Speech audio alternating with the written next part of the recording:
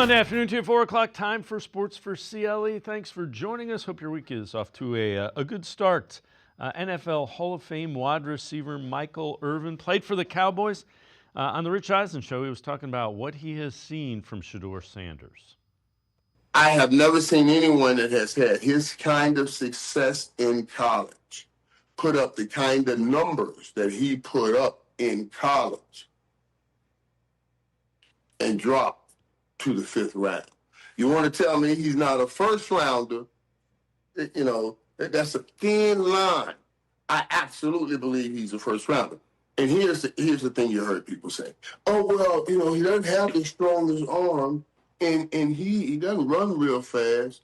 Eli Manning doesn't have the strongest arm and he doesn't run real fast. And he was the first pick in the draft. And the GOAT of all GOATs, God knows he doesn't have the strongest arm. And God really knows he can't run at all. You know what I'm saying? That's Tom Brady. So what we need to learn is, yeah, physical capabilities are important, but your ability to play it in big moments and in big time games and make those big plays are the most important thing.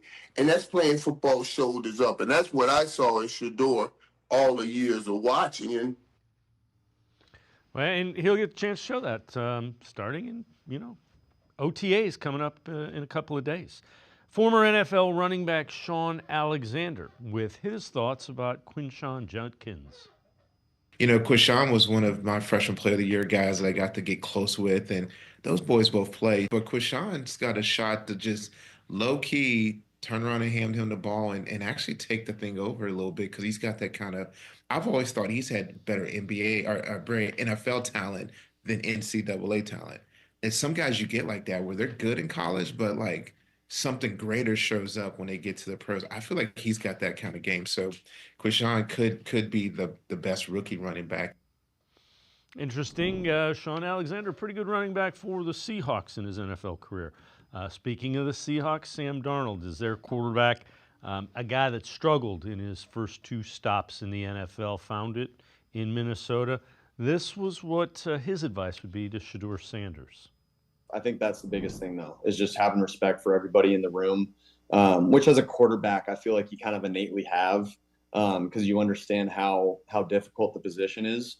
And so I've always had so much respect for the guys that I've competed with and competed against. And so, I think, whether it's Shedeur or anyone else, I think just having respect for those guys in the quarterback room and trying to, for everyone, helping everybody get better. I think that's the biggest thing, especially at this point in the season, is just helping everybody get better. Because when you do that, you get better yourself. Plenty of Browns talk coming up. Scott Petrak, Browns beat reporter for the Chronicle Telegram. Cavs' Kobe Altman held his end of the season media availability. Altman, the president of basketball operations, his assessment with where the franchise is and where it's headed after a disappointing playoff loss to the Pacers. I love our core. Our starting lineup is, the average age is 26.8. We have two all-stars that are 25 and 23, respectively. And they're going through it. They're going through these experiences. They're going through these battles. And we're sustainable in a lot of ways, not just because guys are under contract, but our youth, our belief in this group. In a lot of ways, there's a newness to this group as well in terms of, our new head coach that's been with us for 1 year. Us figuring out an offensive identity happened this year. And so I'm really high on and optimistic in our future. That being said, it can't just be 82 games. We have to figure out this next 16. We have to figure out how to get over the hump. But this group has shown they can play some of the best basketball in the world. It's how do we do it on the highest stage and continue to keep pushing to get over that hump. We'll hear a little bit more from Kobe Altman later in the show as well. Guardians were trying to avoid a 3-game sweep in Cincinnati against the Reds, and it did not go well. Fourth inning, game was scoreless. Former Indian Will Benson continued to beat up Guardians pitching, and Benson hits a 2-run homer and gave a 2-0 lead to the Reds. 6th inning, it's now 3-0 Reds. Oh, no, it's still 2-0. Now it's 3-0. Will Benson hits his second home run of the game for the series. He was 6-12, 4 homers, 7 runs batted in. 7th inning, Carlos Santana, an RBI single that cut it to 3-1, but that is how it finishes. Reds 3, Guardians 1. The Reds sweep the 3-game series, and the Guardians lose their 4th in a row. Guardians are currently in 3rd place in the American League Central Division. They are a half game behind the Twins and 5.5 games behind the Tigers. Twins on a 13-game winning streak have now kind of moved ahead of them and are in 2nd place. They had that streak snapped yesterday. Guardians start a 3-game series with the Twins tonight. They'll follow it up with 4 against the Tigers, who are in 1st place. Maybe only May, but these 7 games, hugely important for the Guardians in the AL Central. These next 3 days are important, but I think, Hammer, when we get to Detroit, you can't get swept. I'll just put it that way. You cannot let them sweep you. They are, let me say this. They are the best team in baseball right now. The way they're pitching and the way they're playing in Detroit, they're a locomotive. But this team cannot let them win 4 games in a row. And again, Guardians now 5.5 back of the Tigers, a half game behind the Twins. They start a 3-game series in Minnesota with the Twins. Logan Allen, Bailey Ober, the starting pitching matchup for that one. We're step aside, take a quick timeout. We start out with the Browns' Scott Petrak from brownzone.com and the Chronicle Telegram. Straight ahead, stay with us. The Ohio Lottery Partners in Education program is dedicated to recognizing exceptional students, teachers, and schools throughout Ohio. Scan the QR code on screen to nominate students and teachers as Academic All-Stars and Teachers of the Month. They must be currently enrolled or teach in grades K through 12. Is your K through 12 school developing students' literacy skills to achieve success in reading? If so, you can nominate your school for the School of the Year. Students can win $100, teachers can win $500, and schools can win $2,500. Scan the QR code, fill out the forms, and nominate deserving students, teachers, and schools today. The Ohio Lottery Partners in Education program takes pride in honoring exceptional students, teachers, and schools across Ohio. Submit your nomination today. It's fun, fast, and free.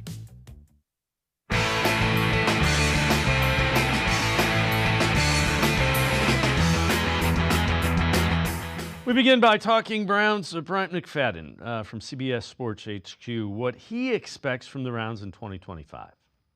It's going to be a Brown-like year for Cleveland. I think they're getting ready for 2026. You know, this is kind of like a rebuild, to say the least. They stockpile on draft picks as they look towards the future, and this season will clarify their mindset moving forward outside of 2025. Tyler, I see 3 wins, best case scenario. You look at their schedule. I'm right there with you. Yeah, right where you see 3 wins, I don't know, but best case scenario, I see 3. Tennessee definitely is 1 win for sure. It should be. But trying to pencil in another 2 more wins is hard. Maybe Minnesota with J.J. McCarthy at home there in Cleveland, that could maybe work out. And there's always a game for Cleveland. They win a game they're not supposed to win. They're playing against a better team, and they find a way to squander out a victory. That's probably going to be their 3rd win for them this season. So it's going to be a long, long year for Cleveland Browns fans. But I think they kind of understand that as they look towards the future. Let's welcome in Scott Petrak, Browns beat reporter for the Chronicle Telegram as well as brownzone.com. Scott, I think the schedule's tough. They won 3 games last year. I would be stunned if they only won 3 or 4 games again this year. Yeah, I don't know if I'd be stunned. I mean, that's about where the over-under is, you know, depending on where you look, it's 4.5 or 5.5. But I'd be surprised. I think they're going to be better. And, you know, who knows who's playing quarterback. And that's the biggest factor in all this.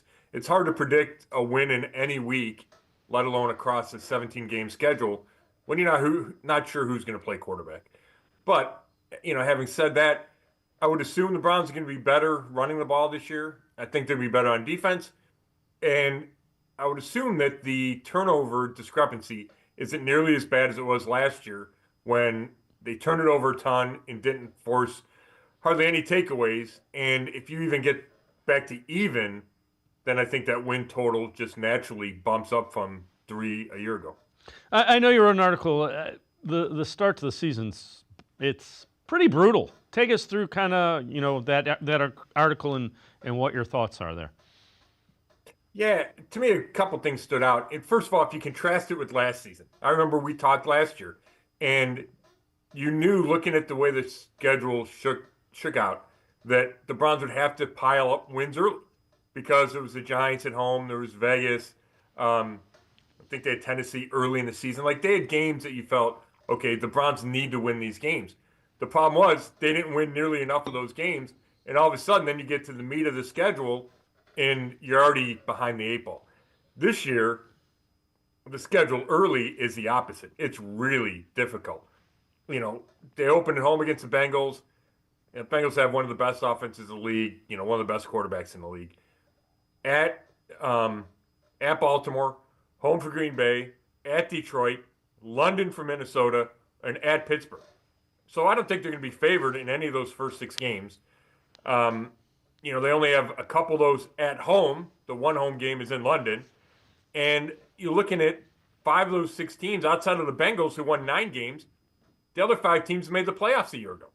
And Detroit won 15, Minnesota won 14, and Green Bay won 11. So it's just a really difficult start to the schedule. Now, if the Browns can keep their head above water, then it gets easier. Then you get a bunch of home games late, and there's a chance to make some hay if you can hang around early.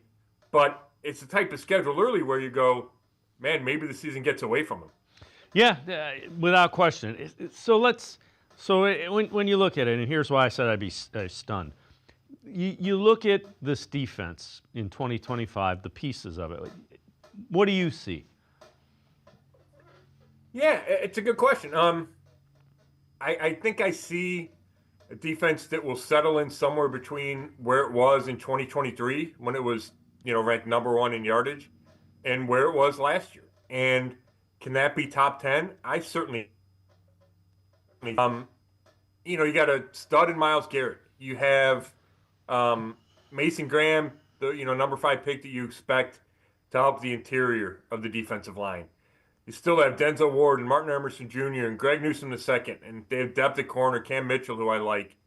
I think they have some questions at safety, although they added a couple veterans. Linebacker, you're going to miss JOK, but you drafted Carson Schweissinger. So I just think when you have like Denzel Ward and a defensive end pass rusher like Myles Garrett and a coordinator like Jim Schwartz, it has a chance to be really good. Yeah, I agree, and I think the defensive line, because you've drafted your top 2 picks the last 2 years have been tackles. So you had Alex Wright's coming back. Before he got hurt, he was playing pretty well. Isaiah McGuire. The pieces are there defensively. Now I get the questions about the offense because I can't tell you who's going to play quarterback. I think you've got 2 really good running backs. I think you got a tight end. If he stays on the field, he can be pretty good. The wide receiving core, man, that's got that has more question marks than a 5th grade reading book. Yeah, I agree with you. And I think there's way fewer questions on defense, and you have premium players on that side of the ball. I think you said it well on offense. I think they have 2 tight ends, if they're healthy, that are good. I think the running back room got upgraded, especially, when Nick Chubb wasn't playing last year. And then Nick Chubb, we've talked about that a ton. But you had 2 new rookie backs that I think are going to add some juice to that running game. And you had Jerry Jeudy at receiver and then a bunch of question marks. And I think the line's going to be fine. I do have a question about DeJuan Jones at left tackle. Just, can he stay healthy? Is he ready to play every snap at left tackle for the first time in a long time, or maybe ever in his career? So there's some questions on that side of the ball. There's no doubt about it, and none bigger than who's going to start a quarterback. Yep, I'm with you. And to your point, if the line is league average, a little better, I think the running game is good. It helps the quarterback. It helps everything. The key is they got to be able to run the football in order. The quarterback play is going to be league average at best. You can't expect one of these guys that was a third or a fifth round pick to come in and be a top 10. It's just not going to happen. Yeah, I think that's fair to say. I mean, I think you could make an argument that, and the Browns might make this argument, that Kenny Pickett gives them the best chance to have, the best quarterback they can in maybe a top, 14 guy, 12 guy in this league. He's a former first round pick. They they say they like a lot of things about him. I haven't seen that in this league, in the 3 years he's been here and the 2 years he was a starter in Pittsburgh. Just didn't see not enough explosiveness from the offense when he was in there. I think he threw 15 touchdowns in 15 starts. But I think the Browns look at Joe Flacco, okay, he's 40. They look at these two rookies and go, maybe. But they look at Pickett like a guy that could give him a chance. I just am skeptical about that. Yeah, no, I think that's absolutely fair. I know you got this in your mailbag. Is Jimmy Haslam still aligned with Kevin Stefanski and Andrew Berry, or will he lose his patience and hit reset again? And it looks like we have lost Scott Petrak. So we're going to step aside, take a quick timeout, other side of the break, see if we can get Scott back. Sports for CLE. We'll be right back. Stay with us. Come back to go forward. Back to learning new things. Back to pursuing your dreams. Tri-C has flexible learning options to fit your life. And every year, more than 1,000 local companies provide Tri-C students with real-world learning. The right education can boost your lifetime earning power by hundreds of thousands of dollars. Start now with a college education you can afford. Tri-C, where futures begin. At the Ohio Lottery, we make Keno fun your way. So go on, pick your wager. Will it be $1, $2, $10, or more? Your call. Then it's as easy as picking up to 10 numbers. Use any inspiration you like. You can even tag on the booster for a chance to boost your winnings up to 10 times. Every few minutes across Ohio, 20 out of 80 possible numbers are drawn. And if enough of yours match, you win. Keno is always fun your way. The Greater Cleveland Sports Hall of Fame celebrates the star athletes and notable sports figures who were born or have made their home in Greater Cleveland. It tells the story of discipline, commitment, perseverance, sportsmanship, and excellence in achievement. It encourages and inspires those who believe in sport and its direct impact on the well-being of our community. Go to clevelandsportshall.com or follow us on Twitter at GCLE Sports HOF for more details.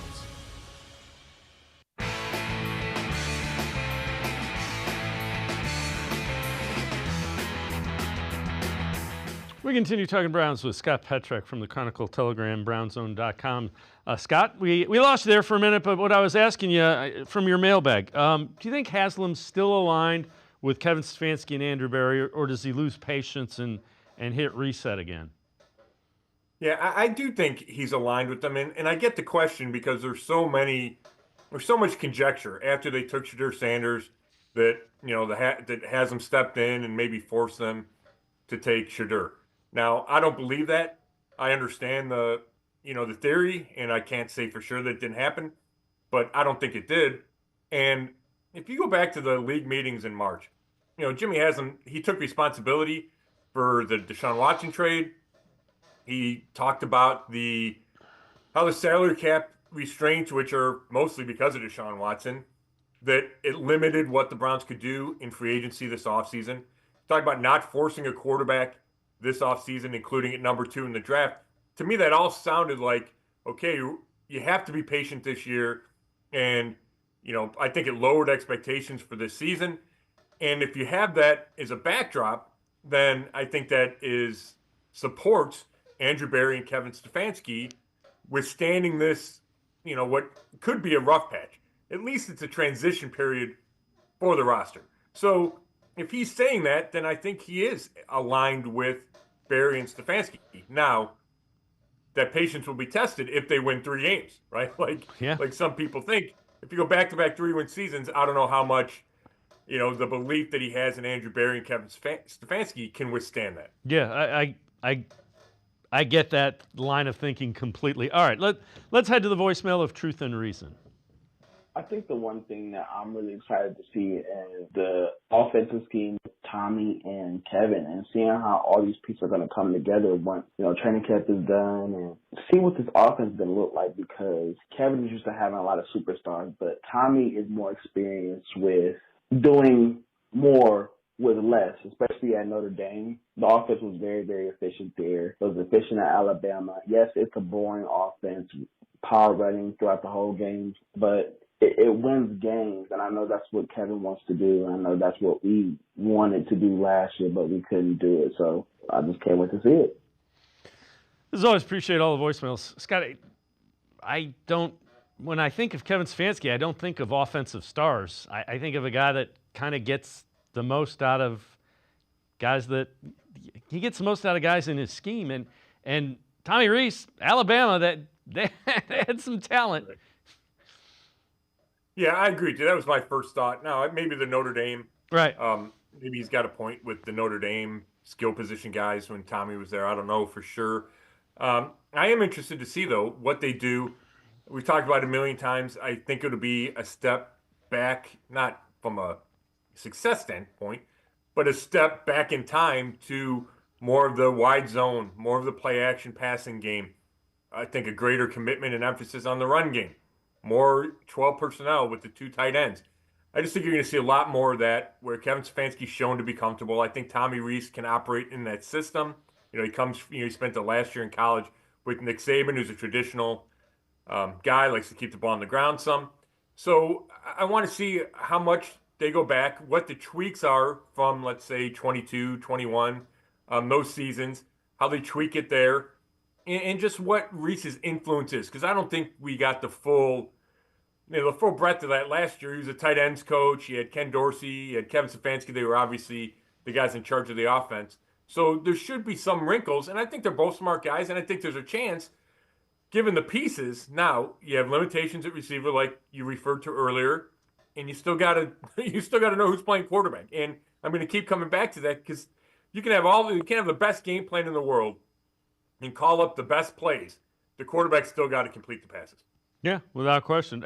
Along those lines, the quarterback that nobody's talking about, Deshaun Watson, took to Instagram just to make sure Browns fans know he's there. Yeah, we've seen that a few times this year, haven't we, with him giving the updates out of the boot, and today was throwing the ball. Yeah, and again, I don't wish ill will to anybody. I hope he comes back. I just can't see it. I can't see it happening in a Browns uniform. Maybe I'm wrong. I've been wrong before. But generally, when you come out and say it was a swing and a miss, it means the franchise is ready to move on. Yeah, I agree. I was just talking to somebody at the golf course about that. And, can you see him playing with the Browns again? And I would never rule it out, because we're watching him work out in the Browns headquarters, and he's been there for months now, but it sure doesn't feel like it's going to be this year. He's coming off the second Achilles surgery in January. And I know they have to deal with the giant salary cap number, so I don't know how they'll manage that in 2026, but if they cut him with the post June 1st, I think they might be able to figure out a way to kind of suck that up under the cap. But it's difficult. But yeah, I just got a hard time, like you, Dave, seeing him play again, especially when you have 4 other quarterbacks on your roster right now that are healthy. And again, I have nothing against him. I hope he's able to go. I don't root against anybody, so I hope he's able to go somewhere and resurrect his career. I just don't think it'll be here. Former NFL quarterback Kurt Warner talking about Shedeur Sanders, what he sees with him. My evaluation was the most accurate quarterback I thought in this draft. When he sets his feet, when he's comfortable in the pocket, and he delivers the football, the ball goes where he wants it to go. And, this was a quarterback that was asked to have to win football games for his team. I don't think that can be overstated, is that, you go to a team, it's a really good team, and you become a complementary piece. Yeah, your stats might be a little bit better. Your win-loss record might be a little bit better. But to be asked to win games for your team, to have to go out there and throw the ball every single week for your team to be successful, and that's with, an offensive line that struggled over the last couple of years. I think there was a lot to like about Shedeur Sanders. Improvement, and I'm a guy that always says this. All of these guys coming out of the draft this year, I believe, must improve if they're going to be really good or great quarterbacks at the NFL level. So it's not just Shedeur. All of them have to get better in certain areas. But I believe there's a lot to like. And you give him a good offensive line, does he get more comfortable? If he's more comfortable, does he make more decisions on time and use that accuracy? And does that play to his favor at the NFL level? I'm interested to see that. But I really like Shedeur. And, he wasn't a fifth-round prospect, in my opinion. But again, I'm going solely off of tape. What I know off of tape, I thought he put some really, really good things on tape. And I'm excited to see how this Cleveland quarterback room plays out. And Scott, it's always interesting to hear a quarterback's perspective, the position that these guys played, because there's some things there that if you didn't play the position, you wouldn't have thought of. Yeah, and I really value Kurt Warner's opinion. I mean, obviously he's a Hall of Famer, but he spends a lot of time breaking down quarterbacks on film, whether it's college guys coming out in the draft or just during the NFL season. I've talked to Kurt about that. So I really respect his opinion. I also like the fact that it kind of mirrors what I've been saying about Shedeur throughout this whole process. I liked him a lot too. I think you have to value accuracy, and if he's the most accurate quarterback in the draft, according to Kurt Warner, I think that goes a long way. And if you're thinking about, okay, how is this quarterback competition going to play out, and how does he stack up with Dillon Gabriel, that's one of the areas where he needs to be elite, is accuracy. And you saw hints of that, and it's a couple days of rookie minicamp. I get all the caveats, but you saw some of that. You saw some really accurate throws that he made. And, he needs to get quicker, whether it's in movement skills or decision-making, to avoid some of those sacks. And a lot of those sacks, or at least, I don't know what percentage, but plenty of those sacks are on you. You take 94 sacks in 2 years at Colorado. But I do agree with Kurt that if he feels better behind a mostly veteran offensive line and feels good with the play calls and getting the ball out of his hand, maybe it takes away some of what led to all those sacks. So the other thing is, curious, you wrote an article about Dillon Gabriel and just kind of his production. Take us through that article and your thoughts in it about Gabriel.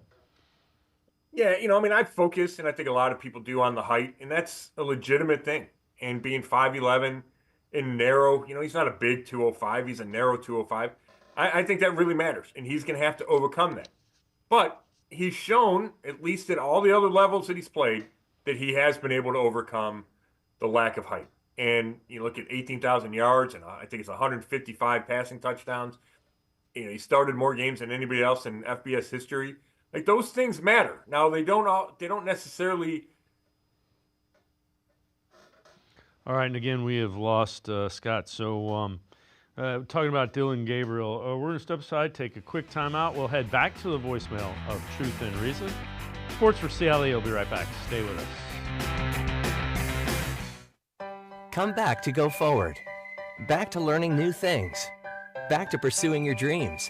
Tri-C has flexible learning options to fit your life. And every year, more than 1,000 local companies provide Tri-C students with real-world learning.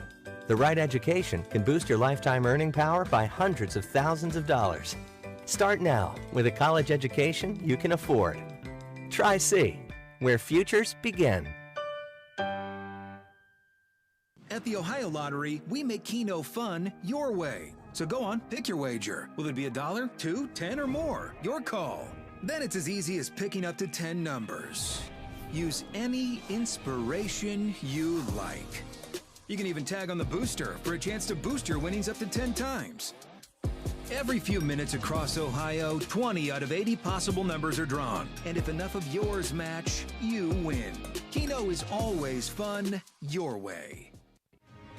The Greater Cleveland Sports Hall of Fame celebrates the star athletes and notable sports figures who were born or have made their home in Greater Cleveland. It tells the story of discipline, commitment, perseverance, sportsmanship, and excellence in achievement. It encourages and inspires those who believe in sport and its direct impact on the well-being of our community. Go to clevelandsportshall.com or follow us on Twitter at GCLE Sports HOF for more details.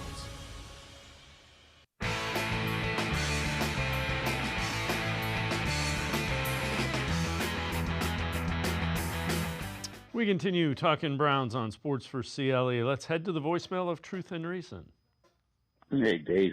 Frank from Cleveland. Couple crazy things for you today. Saying Kenny Pickett gets traded. Joe Flacco starts. Eventually, he gets benched. Now, would it be crazy to, give Sanders a series of downs, then give Gabriel Dillon a series of down and rotate them guys in and out so the defense doesn't know who to prepare for? Number two, I'm expecting big things from this defense this year. If you look on paper, that thing's pretty stacked. And three, the running back room, I'd go with the two rookies. Jerome Ford don't know how to run through nothing. He's a salary cap casualty in my books. So you got Sampson, you got Junkins, Nick Chubb. You can run the wishbone with them three. And I'd rather have Nick Chubb going for 3rd and 2 than the Jerome Ford. All right, I love you, brother, and thanks for taking my calls. As always, appreciate all of the voicemails. Let's welcome Scott Petrek back in. Scott, so the question was about rotating the quarterbacks if they trade Pickett, and then the rookies. You trade Pickett, Flacco gets benched. It's awfully tough to, especially with rookies, to do one series with one and one the other. Cadence is different. You got to have all 11 together. And I understand folks loving Nick Chubb. I don't think they would bring him back to be the 3rd running back. And I don't think Nick Chubb wants to be the 3rd running back either. Yeah, start with the running backs. I agree with you. I just think that's a tough spot to put Nick into. I agree that on 3rd and 2, I prefer Nick Chubb over Jerome Ford, but I think Judkins probably gets that carry anyway. And I think Jerome Ford overall is a better 3rd down back out of, catching the ball, and at least compared to who Nick was last year. And then the quarterbacks, I've always hated the idea of rotating quarterbacks. I didn't like it in college, forever ago when Ohio State did it with Stanley Jackson and Joe Germain. I didn't like it. I don't like the idea in the NFL at all. Even when, people talk about, oh, you got a package for this guy or a package for that guy. I don't like that. I think your starting quarterback should be out there just about every snap. Now, the quarterback sneak is a little different. But I just think the quarterback should be out there all the time. And I certainly wouldn't rotate 2 rookies. Yeah, take us through you got cut off with a little bit when you were talking about Gabriel, the size matter. The other thing that I've said, and tell me if you agree, we're not going to know if the size is an issue in the NFL until the regular season. I don't think you can even tell in a preseason game. Yeah, that's a great point. I think you can tell better in the preseason than you can in OTAs. I think you can tell better in training camp than you can in minicamp because there is some contact. You do have some full-on rushing. Now, there's no quarterback sacks, but you get Myles Garrett coming off the edge. You get Mason Graham putting his hands up in the air. You can get a little bit of feel for that you don't get at all in 7-on-7s. But, yeah, preseason is a huge step up, and then regular season's another giant step. So the Browns are going to have to – let's say they have Dylan Gabriel as their starter week 1 or whenever it is. They're going to have to see – him be outstanding in all the other areas to convince themselves that when the action is at its fever pitch and there's giant bodies bearing down on him, that he's going to be able to still see what he needs to see and find the lanes that he needs to find. So relative to the quarterback competition, Tony Grossi, longtime Browns beat reporter, percentage of chances that each of these guys start? I would put Joe Flacco, 45%. I would put Pickett at 40%. I would give both of the rookies 7.5%.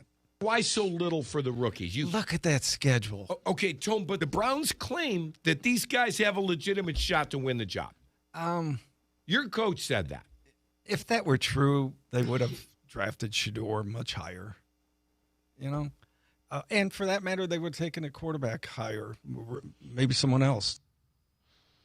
Scott, I think right now, when they head into whatever type of competition, I think Kenny Pickett's 1, and I think Joe Flacco's 2. I don't think there's much separation, but I keep going back to they could have signed Joe Flacco, and they traded for Kenny Pickett, and that's why I think they must like him a little bit more. They're at least intrigued by him, and they're going to give him every opportunity to win the job. Yeah, I agree with that completely. I think the fact that he's, whatever it is, 14 years younger than Joe Flacco matters a ton. And the backdrop for all of this, and I'm not saying it's even right, and I'm not saying it's the number one focus for the Browns, but the backdrop is they got to figure out who their long-term answer is at quarterback. And they got to know 11 months from now if they're drafting another quarterback or drafting one this time in the first round. So you don't learn anything about Pickett, Sanders, or Gabriel by playing Joe Flacco and only Joe Flacco. So I think the dream scenario for the Browns, like we talked about, is Pickett gets a start and plays well, and then, oh my gosh, maybe they have something and don't have to go draft a quarterback. And then after that, it's, well, what if one of their two rookies looks like he can play in this league and be a successful starter in this league? So I would put Pickett as the favorite. And then I would probably go Sanders number 2 because I personally think he's better than Dylan Gabriel. And I think the Browns, big picture, need to see what these young guys look like. That doesn't mean that Joe Flacco might not be the starter week 1 and get him through the really rough stretch that we talked about. But I think the Browns want to see what these young guys look like. So you wrote an article, and I'm going to combine a couple of them. So we know Jeremiah Owusu-Koramoah won't play in 2025. His future beyond that is uncertain. It's kind of interesting. From another one of your article, though, Carson Schlesinger, the guy they took, studied JOK and is eager to kind of learn from him. Yeah, and I think they are connected. Even though Andrew Berry said on draft night that no, they would have taken Schlesinger, regardless of JOK's uncertain health status. At the time, at least we didn't know that JOK wasn't going to play in 2025. I don't buy that 100%, and I think Schlesinger is a replacement for JOK. They're similar type players, both athletic, both playmakers who can rush the passer and cover and play the run. So I think it is important that Schlesinger learn from JOK. JOK's a smart guy. He's learned a lot, and he grew a lot in his first 3 or 4 years in the league that I think he can pass some of those things on to the rookie. And, that's what they need Schlesinger to be, and especially for him to be worth the 33rd pick. I did not think I would not have taken a linebacker that high. The Browns did. So in order for him to prove that, he's got to have an impact like JOK wound up having. Before I let you go, again, this one's from your mailbag, and it's where's the stadium situation stand? When will there be a resolution? Yeah, it's still contentious. I can tell you that. The Browns sent Chris Ronayne, the county executive, a letter last week and then released it to the media. And, I think they took some shots at local politicians, including Ronayne and, the Mayor Bibbs in there too. They still are open to working together and thinks the county would benefit and downtown would benefit from Brook Park. And obviously, Bibb and Ronayne will fight that. They don't agree with that. But it was significant. I thought the Browns said they can live without the county money, which I want to say is projected to be at $178 million, that they can figure out a way to make up that difference. And then as far as where we stand, I think we're going to have at least partial resolution at the end of June. That's when the state budget has to be finalized. And we'll know if the Browns are getting the $600 million they requested from the state, whether it be through bonds, whether it be through an increase in taxes on online sports gambling, which is what Governor Mike DeWine wants to do.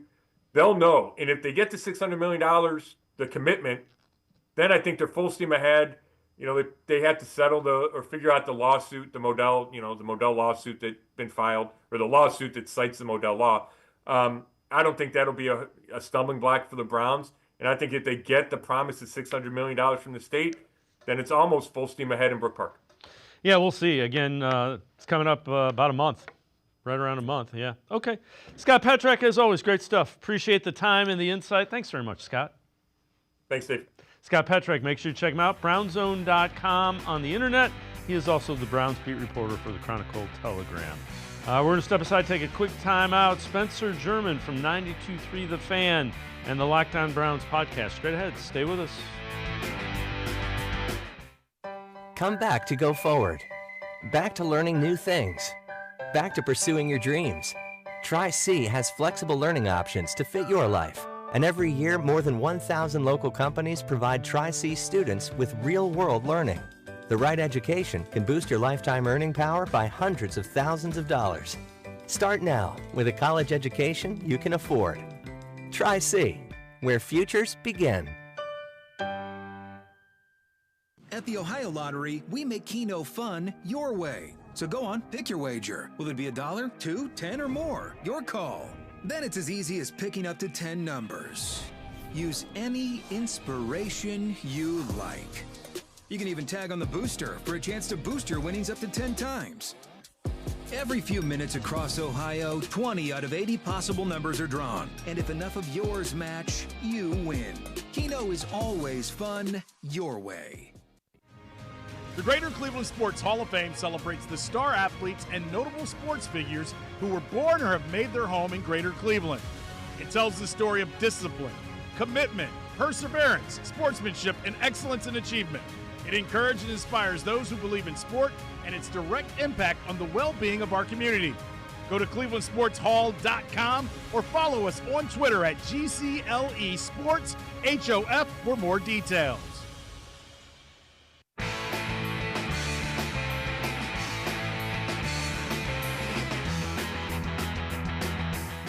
We continue talking Browns on Sports4CLE. So Browns veterans have been at voluntary workouts with the rookies. Veteran offensive lineman Joel Bitonio, what he's seen from rookie quarterback Shedeur Sanders.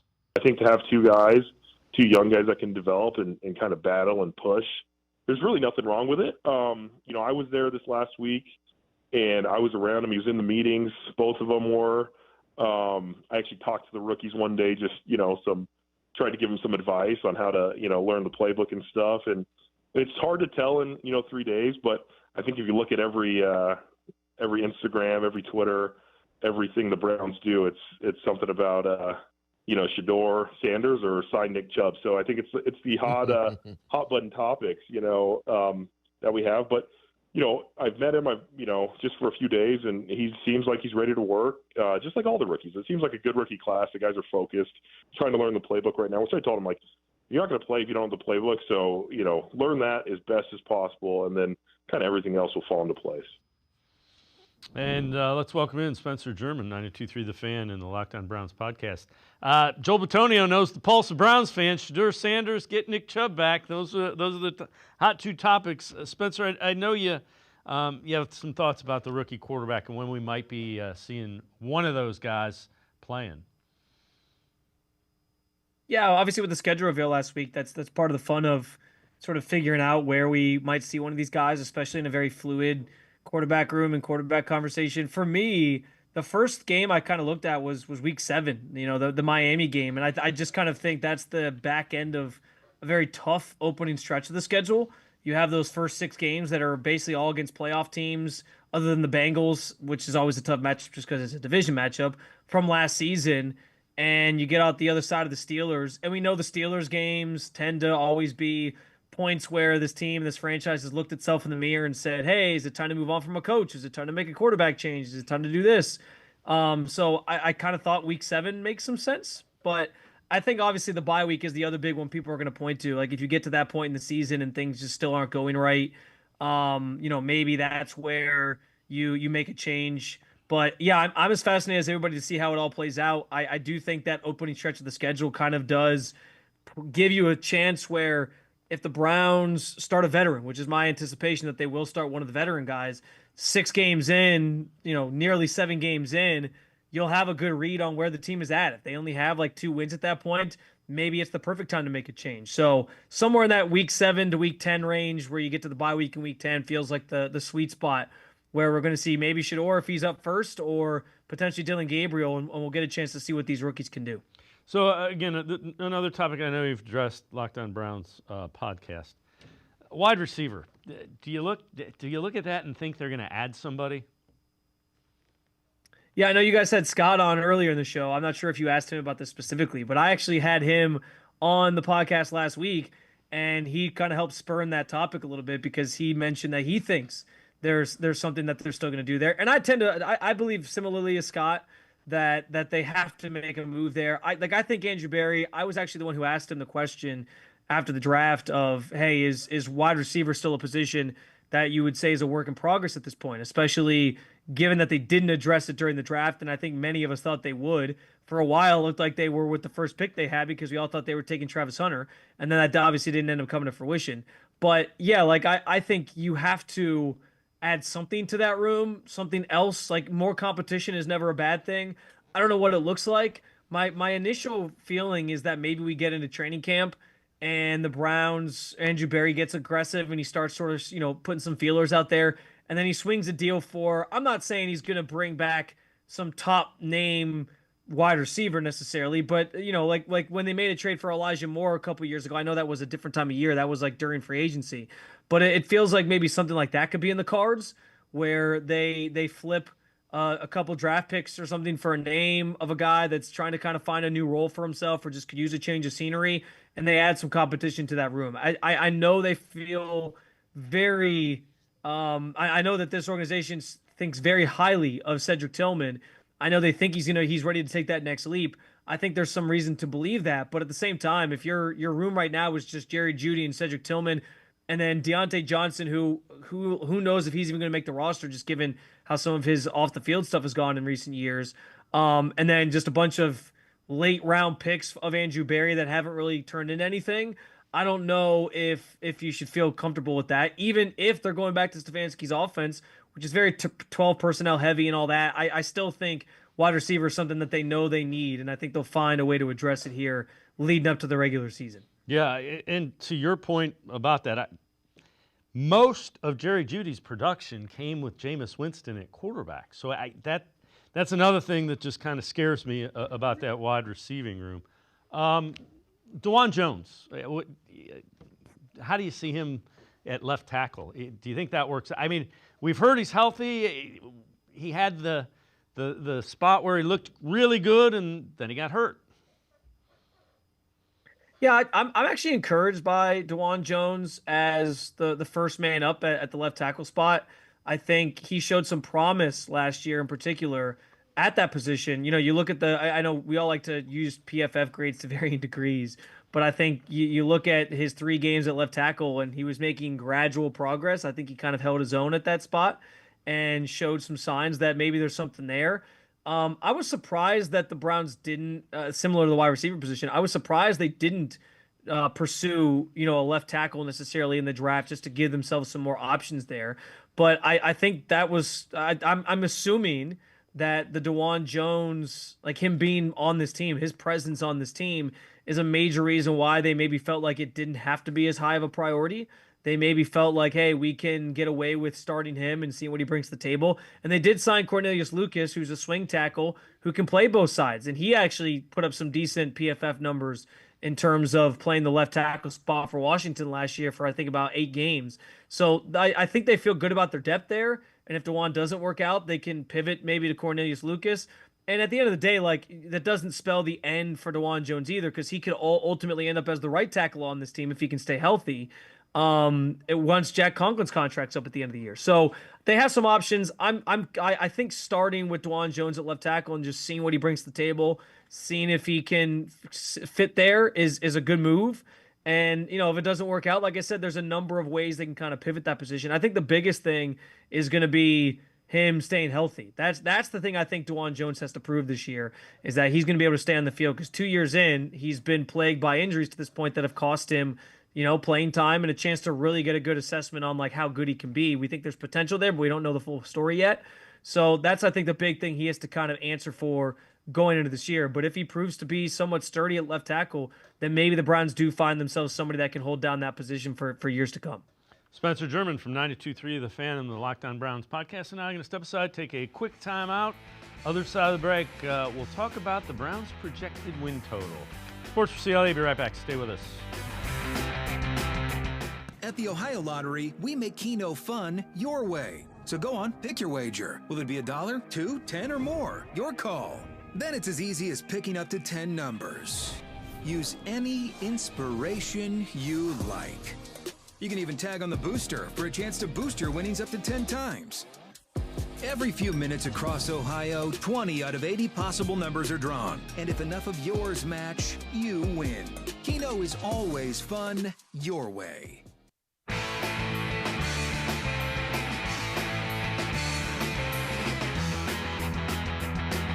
We continue talking Browns with Spencer German from 92.3 The Fan. This is the Browns' projected win totals. So BetMGM has them at 4.5. Caesar Sportsbook 5.5. ESPN bet 4.5. Spencer, I'm curious. Do you think the win total's kind of low for the Browns? This might surprise some people, but I do. I understand coming off of a 3-win season, you're not going to get the benefit of the doubt from anybody. Everyone's going to pick you to lose a bunch of games. They're going to say that your roster's no good and all this different stuff. And I understand, like, a year ago, the conversation around this roster was very different. We were talking about a team that we thought was maybe a sleeper Super Bowl pick, or, their roster was talented enough to be a playoff team again. I do think, like, the drop off from believing that a year ago to now just thinking that the roster's no good at all is kind of funny. And again, that comes with the territory of only winning 3 games last year. So I guess they got to kind of wear that. But I actually think, like, when you think about this team last year and what their biggest problem was, it was obviously the quarterback position and obviously the offense and the inability of the offense to score points, to orchestrate long drives down the field and give the defense some time to kind of breathe and get off the field. But the defense held their own. There was a number of games last year where the defense kept them in it as long as they could, kept it a one-possession game for as long as they could, and just because the offense could do nothing, they ultimately lost those games. So I'm under the belief that, like, even with competent quarterback play, which I think you've seen from Joe Flacco, most notably with this group that you currently have, and that you're hopeful to find with at least the 2 rookies that you have as well, that changes the outlook of this offense entirely. And if you can at least have an average NFL offense and put up some points, I think you're still going to win a handful of games. So to me, I'm not a huge betting person, but if I had the disposable income to put on it, I do think like 5.5. 5.5 is more on the right track. 4.5 feels a little bit low for me.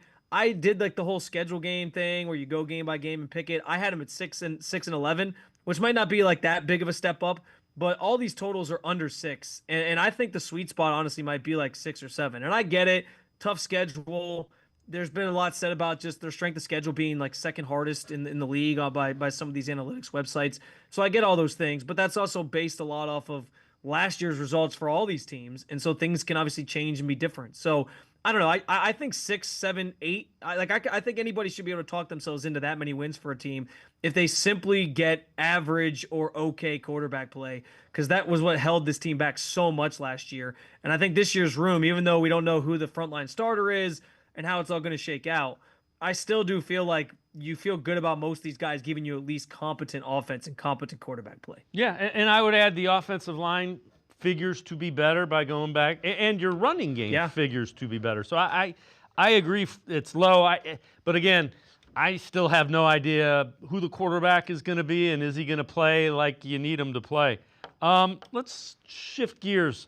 Talk a little bit about the Cavs before I let you go. Kobe Altman, end of the season press conference, talking about what the Cavs need.